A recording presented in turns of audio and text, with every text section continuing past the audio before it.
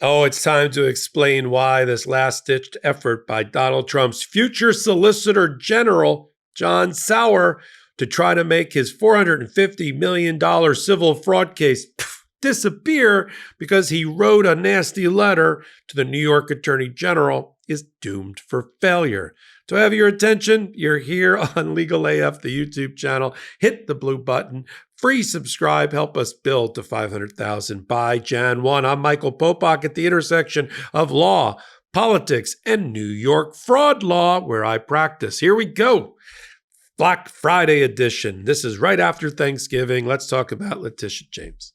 So let me bring everybody up to speed first. This was a hard-fought battle against Donald Trump's lawyers that concluded before the holidays last year. After weeks of testimony, hundreds of or thousands of pieces of paper we call exhibits, lots of evidence, dozens of witnesses, the trial judge in the case, Judge Arthur Engoron in the New York State Supreme Court, that's what we call the trial level court in New York, he reached his conclusion and he wrote a long 30-page decision and order, a D&O we call it in New York, and he issued it right around January of last year. And he said at the end of all the evidence he had heard and all that he had weighed, including the finding that Donald Trump was not trustworthy and was not reliable, and that others around his organization had lied under oath, including Alan Weisselberg, his chief financial officer, he found that persistent fraud had been conducted by the Trump organization for more than 10 years, and that it involved Don Jr., Ivanka, Eric, and of course, the old man. Now, having ruled that way, he then had to figure out what disgorgement remedy was going to be used. Disgorgement is not damages. They don't sound alike and they aren't alike, except there's a dollar amount for both. Damages are the amount of money that somebody suffers or incurs as a result of somebody else's bad acts or breach of contract. And that's classic damages. However, in the world of fraud, we don't call it generally damages, especially when an attorney general is prosecuting the case civilly. We call it disgorgement, which is ripping out, disgorging, making somebody vomit up all of the what we call ill-gotten gains, money that was, or property that was obtained through fraudulent means, to the exact dollar amount plus interest that was wrongfully or fraudulently obtained. That's called disgorgement. You make somebody disgorge. Sort of sounds like what it is. You're making them vomit up that to which they should not have ever taken on an unlevel playing field. Judge Engoron went very carefully through the record and determined that number plus interest was $450 million worth of fraud. That's because Donald Trump used financial statements that were fraudulent because they inflated his net worth by several billion dollars with a B, meaning he was able to borrow more money than he was entitled to at lower interest rates than he would have been entitled to, get out from under personal guarantees where he guaranteed the return of the money, which they didn't make him do because of the size of his inflated net worth. And he was able to get insurance for these projects that he also would not have been able to do on those favorable terms. In addition, he lowered the asset value of his assets when he liked to save on taxes. That's a big no-no. That's the fraud. And the prosecutor, in this case, the attorney general in the civil case for New York, was able to prove that this was a persistent fraud under 63-12 of the Executive Law of New York, which gives the attorney general robust powers to go after persistent fraud. That's how we got here.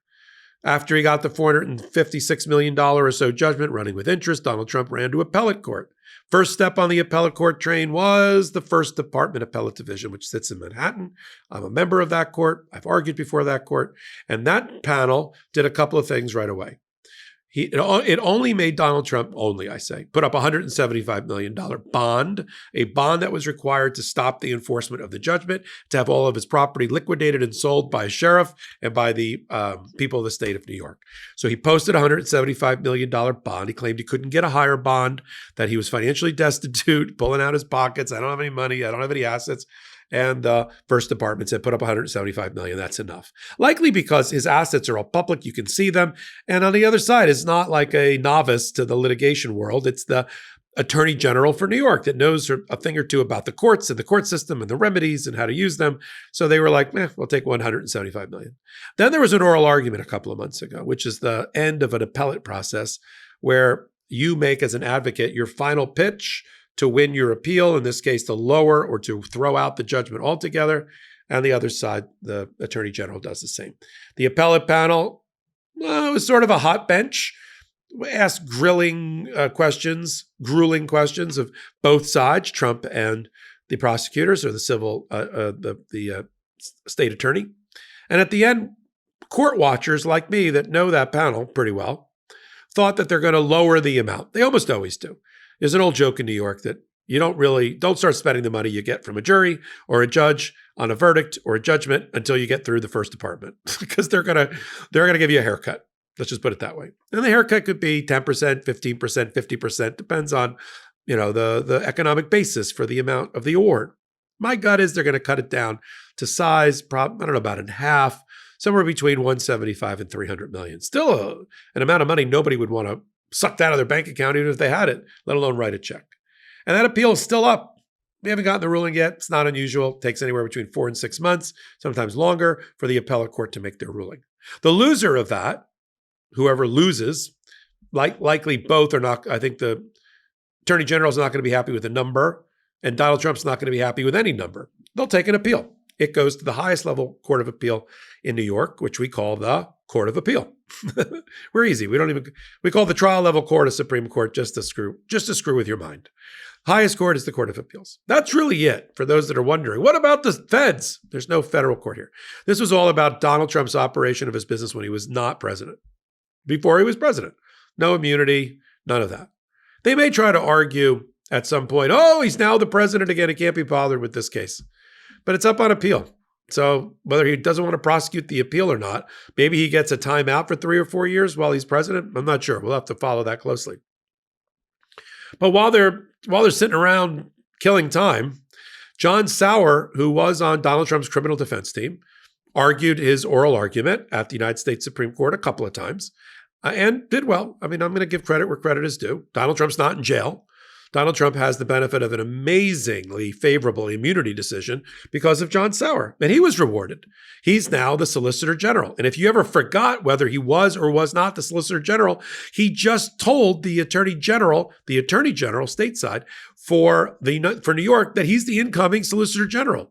He put it right in a letter. He wrote a 3-page letter to Leticia James. I won't bore you with all the details. I'll give you the summary right now. It went something like this. We should come together. We should heal. We should join hands. George Washington demanded that in his farewell address. George Washington. Abraham Lincoln in his Thanksgiving Day proclamation. He said, put down your swords and we should have unity. And Donald Trump's all about unity. Oh my, this is where I have to move away from the window for fear that a lightning strike is going to come in. This is what John Sauer wrote in his letter. Donald Trump's all about unity, not retribution. No. Oh no.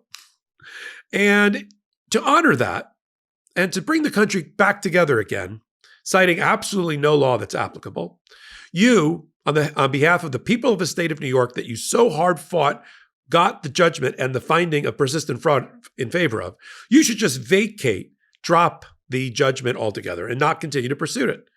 In the law, we have a legal term for it, because then we can charge more money. It's called vacatur. So we say, we want the vacatur, or the vacating of the judgment that's in your hands. And the grounds are John F. Kennedy Jr.'s speech at Harvard. I'm not making this up. Abraham Lincoln. I guess they thought he's a Democrat. We can try that. And George Washington. Well, none of them were convicted of crimes, nor adjudged to be fraudsters for time before that they were president of the United States.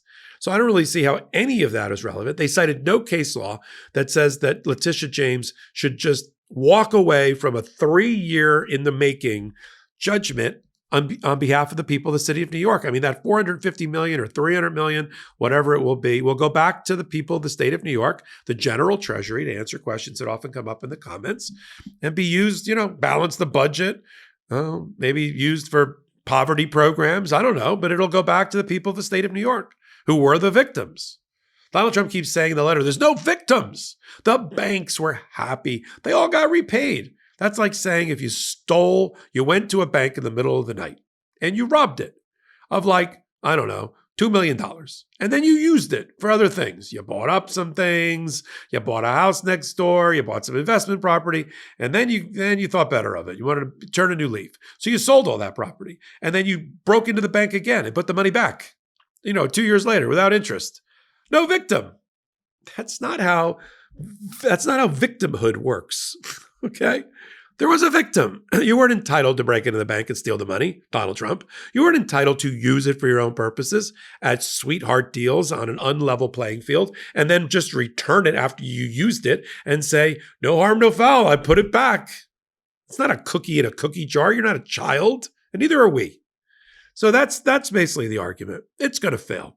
I checked before I recorded to see if Leticia James already did what she usually does, which is she does a video on the website for the Attorney General to announce, I received a letter, and here's why we're not going to do what the letter asked me to do.